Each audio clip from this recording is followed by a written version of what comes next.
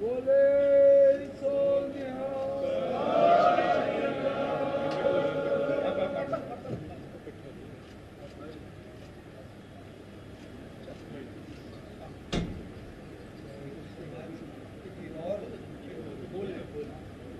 बोलन तो कुछ बोले सो निहाल। बोले सो निहाल।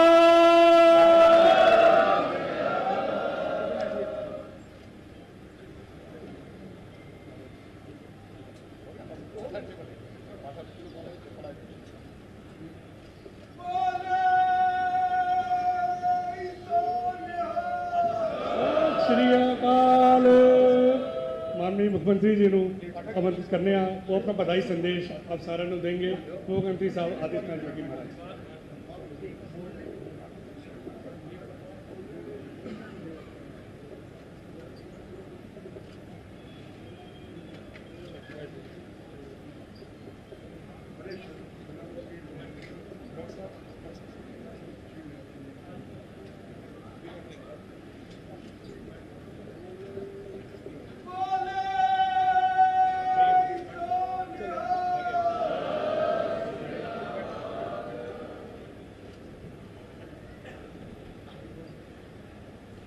खालसा पंथ के स्थापना दिवस के अवसर पर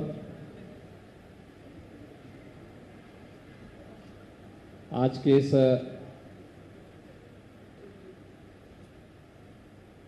पावन संगत कार्यक्रम में उपस्थित उत्तर प्रदेश सरकार में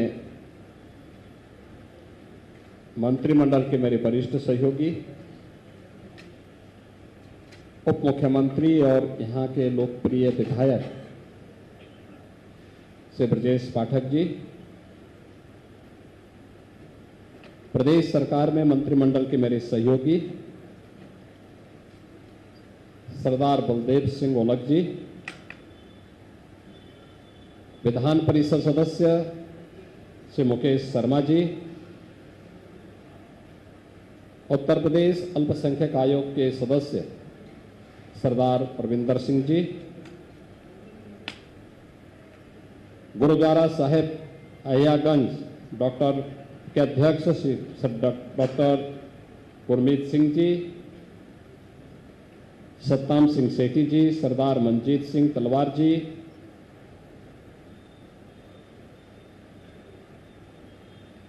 सरदार डॉक्टर अमरजीत सिंह जी, सरदार सुरेंद्र पाल सिंह जी, सरदार दलजीत सिंह बग्गा जी, सरदार सतवीर सिंह सन्नी जी, प्रीत सिंह अरोड़ा जी और इस पावन संगत में उपस्थित सभी उपस्थित बहनों और भाइयों, मैं आप सभी को, पूरे प्रदेशवासियों को बैसाखी पर्व, जो हम सब के लिए खालसा पंथ की स्थापना का दिवस है, इसकी कोटि कोटि बधाई देता हूं। आज ही के दिन बैसाखी के पावन पर्व पर जब पूरे देश के अंदर पर्व और त्योहारों की एक लंबी श्रृंखला में पंजाब जैसे राज्य में फसल आने की खुशी में लोग उत्साह और उमंग के साथ आयोजन के साथ जुड़ते हैं, तब देश और धर्म की रक्षा के लिए 10वें गुरु गोविंद सिंह जी महाराज ने 1699 में खालसा पंथ की स्थापना की थी। खालसा पंथ की स्थापना करते समय उन्होंने बहुत स्पष्ट संदेश दिया था, खालसा दुनिया में अच्छा है। खालसा के पीछे का उद्देश्य भी उनका बहुत स्पष्ट था, सकल जगत में खालसा पंथ जागे, जगे धर्म हिंदू सकल भिंड भाजे। स्पष्ट संदेश के साथ दसवें गुरु साहिब ने किस पवित्र भाव के साथ इस कार्यक्रम को किया और किस प्रकार का आयोजन उन्होंने उस समय किया। आज भी जब उनके बारे में सुनते हैं, सोचते हैं, पढ़ते हैं, रोंगटे खड़े हो जाते हैं। उन्होंने देश भर से, याद करिए, उस कालखंड में देश भर से गुरु गोविंद सिंह जी के बारे में कहा जाता है कि वह शहीद पिता के पुत्र और शहीद पुत्रों के पिता थे। बोले सो निहाल।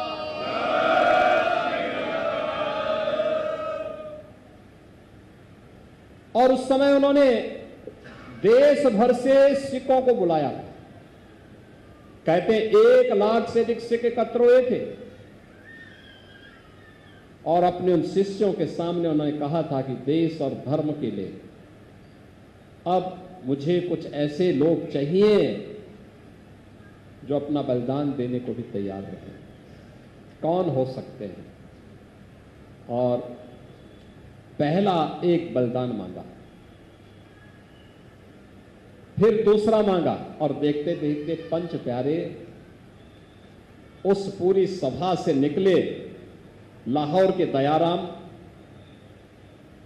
दिल्ली के धर्मदास, द्वारका गुजरात के मोहकम चंद, जगन्नाथपुरी के हिम्मत राय, वीदर के साहिब चंद। अब याद करिए,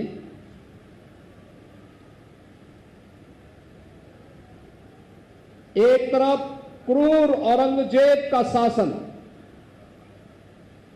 अत्याचार की प्रकाष्ठा, जजिया कर के माध्यम से हिंदुओं को पूरी तरह इस्लाम में बदलने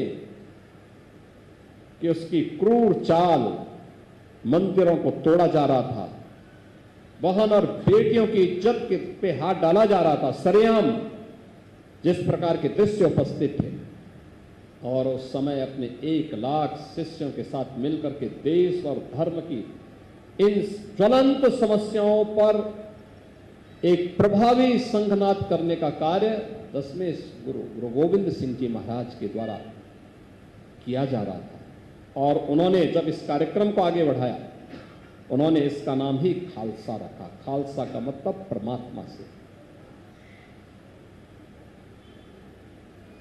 परमात्मा की विशेष जन जो पूर्ण निर्मल हृदय से कार्य कर सके और उन्हें विकसित करके उन्होंने एक नया जन्म मान करके उस कार्यक्रम को आगे बढ़ाया।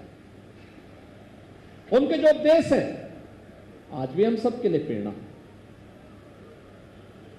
केवल सिखों के लिए नहीं, हर हिंदुस्तानी के लिए, हर भारतीय के लिए एक नई प्रेरणा है, एक नया प्रकाश है। और यह वर्ष इसलिए भी महत्वपूर्ण है। एक और गुरु तेग बहादुर जी महाराज की 350वीं शहीदी दिवस का वर्ष है और दूसरी तरफ खालसा पंथ के 325 वर्ष पूर्ण हो रहे हैं। बोले सो निहाल। यानी 325 वर्ष की इस यात्रा खालसा पंथ ने की है और गुरु गोविंद सिंह जी महाराज के बंदे जहां कहीं भी दुनिया के अंदर गए, अपने जज्बे से, अपने संघर्ष से, अपने शौर्य से, अपने पराक्रम से अपना लोहा मनवाए। यही है गुरु के प्रति सच्ची आस्था का भाव। ये उन्हीं की कृपा है कि सिख कहीं भी होगा वह बिना झुके, बिना डिगे अपने पद पर आगे बढ़ता और इसलिए सरदार भी कहलाता है।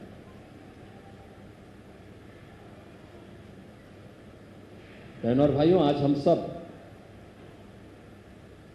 खालसा पंथ के 326वें वर्ष में प्रवेश कर चुके हैं।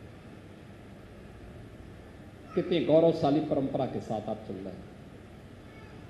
गुरु परंपरा गुरु नानक देव जी से प्रारंभ होकर के आगे बढ़ते बढ़ते और फिर शक्ति के ऐसे पुंज के रूप में पूरे भारत के लिए प्रेरणा का माध्यम बन गया, जिसकी मिसाल दुनिया में नहीं मिलती, जिसकी मिसाल दुनिया में नहीं मिलती। गुरु गोविंद सिंह जी महाराज ने तो विचित्र नाटक में अपने सब कुछ अपने बारे में, पूर्व जन्मों के बारे में सारा विस्तृत उद्धृत करके उन्होंने रख दिया। एक नई प्रेरणा है हम सब के लिए, एक नया प्रकाश है, और उस प्रेरणा और प्रकाश से जब भी हम प्रेरित होते रहेंगे, कोई बाधा हमारे मार्ग में कभी नहीं आ सकती। याद रखना, कभी नहीं आ सकती। हम आगे बढ़ेंगे, निश्चित ही आगे बढ़ेंगे। और इसलिए हमारा प्रयास होना चाहिए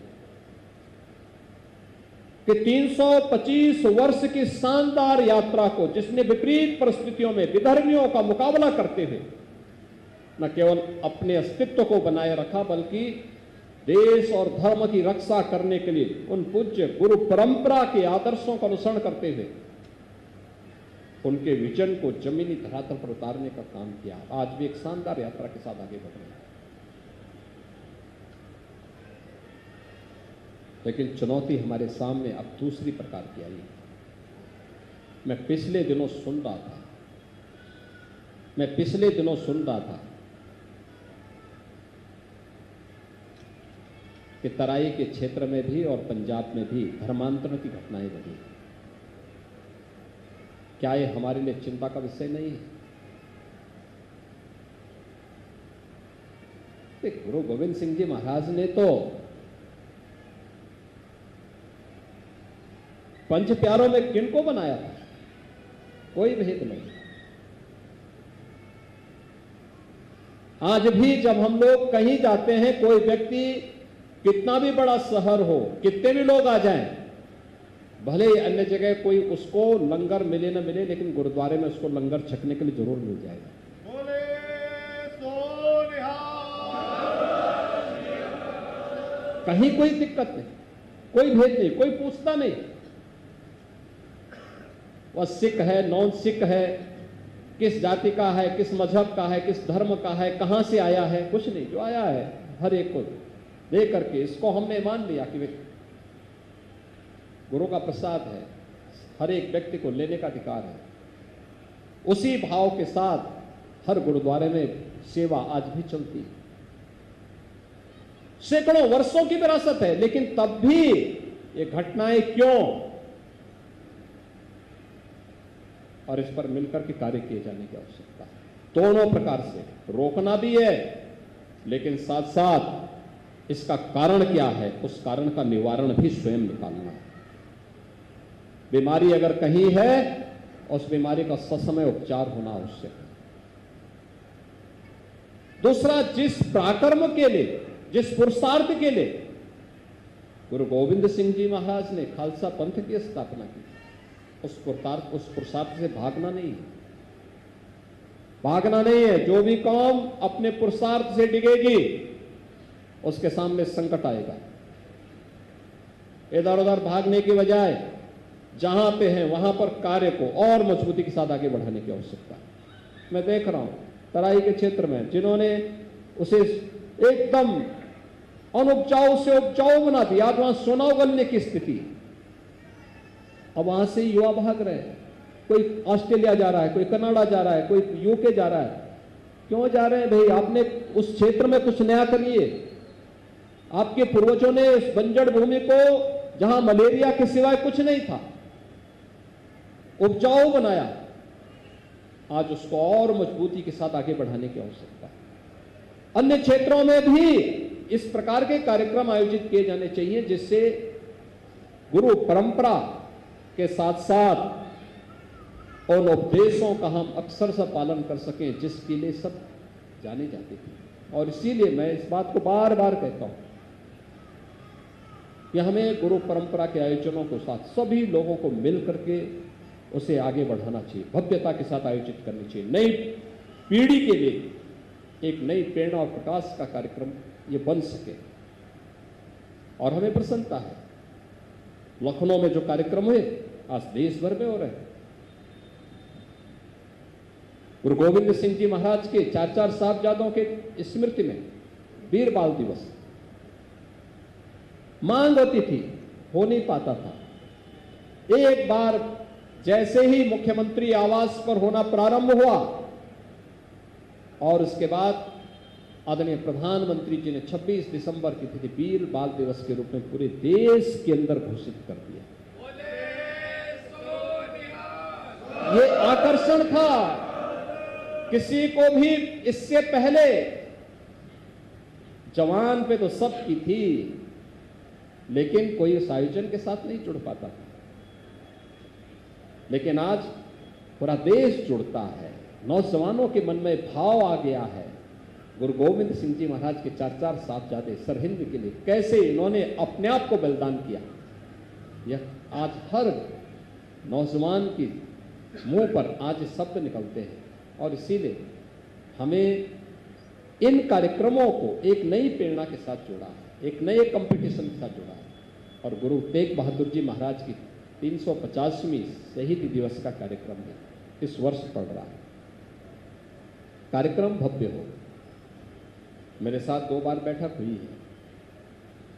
जल्दी से कमेटी अपनी रणनीति तैयार करके आगे बढ़े। राज्य सरकार के स्तर पर क्या क्या कार्यक्रम होने हैं, कहां कहां पे सहयोग की आवश्यकता है, पहले से ही अपनी पूरी कार्य योजना उपलब्ध करवा देंगे।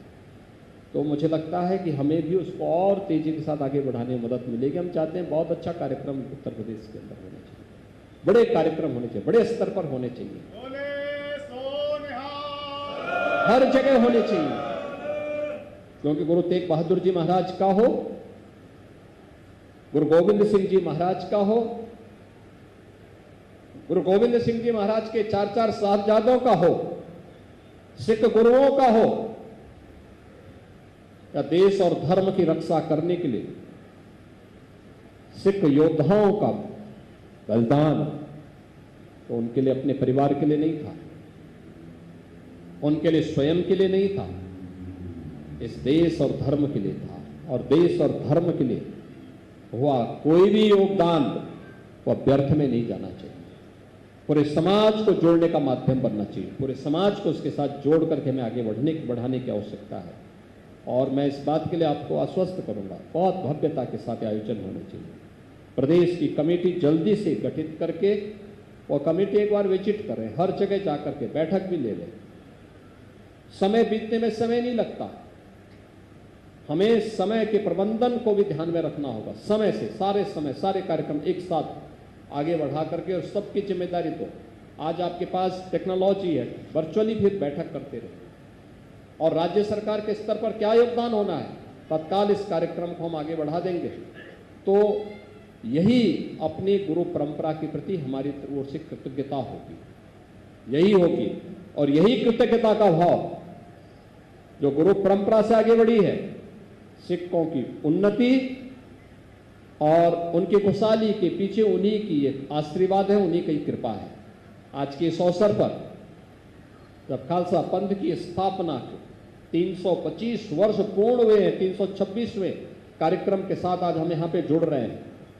मैं एक बार फिर से आप सबको बैसाखी के साथ साथ खालसा पंथ की स्थापना के इन शानदार अभियान के प्रति हृदय से बधाई देता हूं, अपनी शुभकामनाएं देता हूं और आपको इस बात के लिए आश्वस्त करता हूं कि डबल इंजन की सरकार हमेशा आपके साथ कदम से कदम मिला करके चलने के लिए तैयार रहेगी, हमेशा आपके साथ, आपके सुख और दुख दोनों में आपके साथ सहभागी बनेगी। आप सब मेरे साथ बोलेंगे, बोले सो निहाल, बोले सो निहाल।